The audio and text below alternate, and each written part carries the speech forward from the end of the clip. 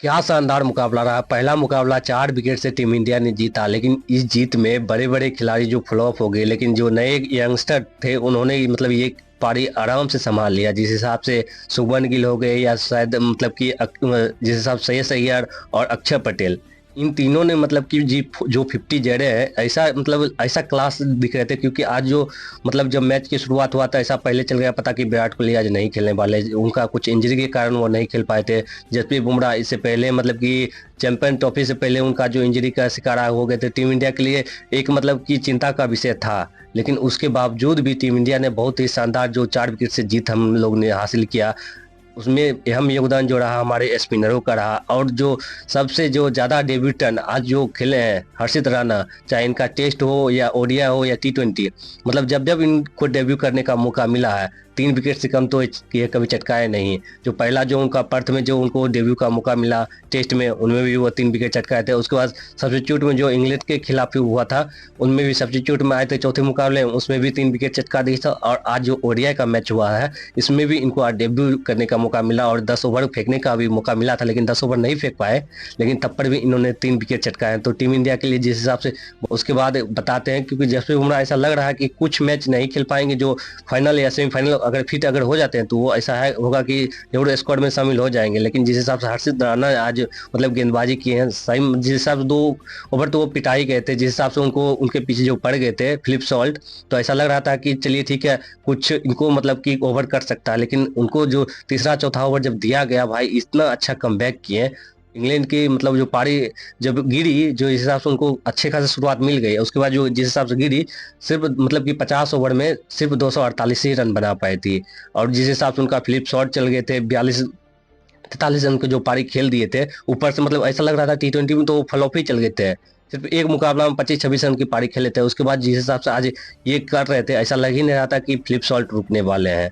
लेकिन उसके बाद उनके बैन डकट भी आए, वो भी सिर्फ 32 रन बनाए पाए थे चौकी की मतलब मदद से उनमें। मतलब कि उसके बाद जो उनका आया था जो रूट, जो बहुत दिनों के बाद वो कमबैक कर रहे थे, मतलब ऑस्ट्रेलिया टीम ओडिया की टीम में, क्योंकि वो भी चैंपियन ट्रॉफी का हिस्सा है। लेकिन वो भी ज़्यादा कुछ नहीं कर पाए। उनके तरफ से जो मतलब 250 लगाए थे, उनका एक जेकब वेथल था जो 51 रन की पारी खेलता, उनके तरफ से जॉस बटलर जो 52 का पारी मतलब खेले थे। उसके बाद उनके तरफ से कोई ज़्यादा खेल ही नहीं पाया था। उनके बाद सबसे हाईएस्ट रन जो था वो जॉस बटलर का ही था। उसके बाद जो नीचे से कुछ ज़्यादा हिट लगा पाए थे तो वो जोफ्रा आर्चर जो 21 रन बना पाए थे। उसके बाद जो 3 3 गेट चटकाए थे वो रविंद्र जडेजा जो डेथ ओवर में बॉलिंग आके बहुत अच्छा मतलब कि रन भी बचाए और अच्छा बॉलिंग भी किए। उसके बाद इनके तरफ से हर्षित राणा जो डेब्यूटेंट उनका मैच था, उन्होंने मतलब अच्छा किया। उसके बाद मोहम्मद शमी भी मतलब कि 1.5 साल के बाद लगभग ये मतलब ओडीआई मैचों में कमबैक कर रहे थे। क्योंकि ये मतलब वर्ल्ड जो 2023 का जो फाइनल ऑस्ट्रेलिया के साथ हमारे थे, उसके बाद जो हुआ था डायरेक्ट इसमें उनका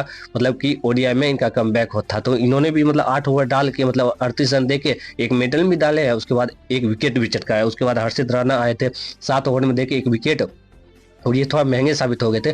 50 रन मतलब 53 रन दे दिए। उसके बाद ये 3 विकेट भी चटकाया। उसके बाद अक्षय पटेल, इन्होंने भाई साहब क्या मतलब जिस हिसाब से T20 वर्ल्ड कप में ऊपर जब इनको जब जब उनको ऊपर भेजा जाता है, प्रमोट किया जाता है, तो ये अच्छे पारी खेल के जाते हैं। जिस हिसाब से आज 51 रन की पारी भी खेले और ये मतलब एक विकेट भी चटकाए थे। उसके बाद हार्दिक पांड्या आज थोड़ा सा ही महंगे साबित हो गए। उसके बाद कुलदीप यादव जो इनको लास्ट में जो मिला, ये थोड़े से भी महंगे साबित हो गए थे इसके वजह से। और उसके बाद रविंद्र जडेजा, ये मतलब इतना जल्दी ओवर कर जाते हैं, इनको कोई पता ही नहीं चल पाता है कि मतलब 2 3 मिनट के अंदर में ये ओवर करके चले जाते हैं। और इंडिया की तरफ जो डेब्यू करने वाले थे, मतलब डेब्यू कर चुके थे, यशस्वी जायसवाल, और उनके साथ आए थे ओपनिंग करने के लिए जो कप्तान के साथ। तो कप्तान तो थोड़ा फ्लॉप ही चल रहा है, आउट ऑफ फॉर्म ही चल रहे हैं। जब से उनका जो वर्ल्ड कप जो गया है, उसके बाद वो अभी फॉर्म में लगे नहीं थे। चाहे वो आईपीएल हो गए या मतलब T20 में खेल ही नहीं है, टेस्ट में तो पूरा फ्लॉप ही चल रहे हैं। उसके बाद जो आए थे जायसवाल, 15 रन मतलब 23 बॉलों खेले थे और 15 रन बना के सिर्फ 3 चौके लगा पाए। और रोहित शर्मा उधर से 7 गेंद खेल के मतलब कि साकिब महमूद के बॉल पर मतलब 2 रन बना के आउट हो गए। उसके बाद शुभमन गिल जो 3 नंबर पर आज आए थे, जो इनको मतलब बहुत सवाल जवाब इन पे उठ रहा था। वॉइस कप्तान ये मतलब चैंपियन ट्रॉफी में वॉइस कप्तानी करने वाला था और इस मैच में भी ये वॉइस कप्तान ही थे। लेकिन बहुत मतलब सवाल जवाब इन पे भी उठ रहा था, क्योंकि ये भी फॉर्म में नहीं थे।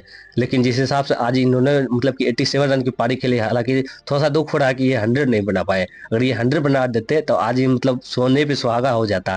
लेकिन चलिए कोई बात नहीं, अगले मैच में अभी 2 मैच अभी और बचा हुआ है, और ये मतलब 3 नंबर पे आते हैं, क्योंकि आज विराट कोहली खेल रहे थे जो 3 नंबर विराट कोहली का है।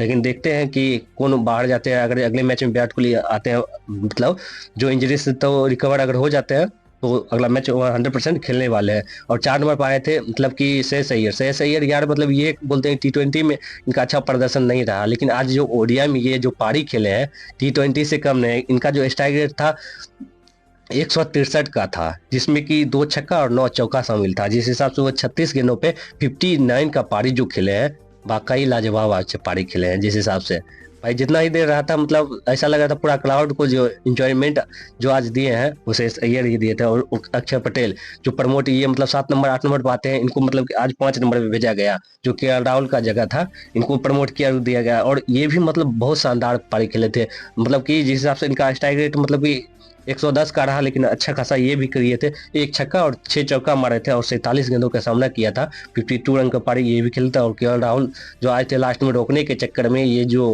ये सोच रहे थे सुबह गिल का शतक फूट जाए, लेकिन उनके चक्कर में ये अपना विकेट मतलब गवा दिए थे, आदिल राशिद को दे दिए थे, मतलब कॉटन बॉल हो गए थे। उसके बाद हार्दिक पांड्या आए थे, 9 रन बनाए थे 1 छक्का की मदद से। और जो रविंद्र जडेजा ये भी मतलब 12 रन बनाए थे 10 गेंदों पे, 2 चौके लगाए थे। उसके बाद उनकी तरफ से जो अच्छा बॉलिंग किए हैं, उनकी तरफ से आदिल राशिद किए हैं 10 ओवर में देके 49 रन देके 1 मिनट डाले हैं। उसके बाद वो 2 विकेट चटकाए हैं। और उसके बाद जो आर्चर जो अच्छे बॉलिंग कर रहे थे, हालांकि उनका जो मैच हारने के बाद उनको बॉलिंग नहीं दिया गया, सिर्फ 7 ही ओवर डाले थे। और टीम इंडिया ये सब 38 ओवर में चेंज कर ली थी, इनको ओवर का मौका ही नहीं मिला। उसके बाद साकिब महमूद उनका मतलब कि जो T20 में जो इनको पहला ओवर जो मेडन डाल के 3 विकेट चटकाए थे, तो ऐसा लग रहा था कि इसमें भी ये अच्छा, क्योंकि इनको भी स्विंग मिल रहा था जो शुरुआती ओवर था नए बॉल से।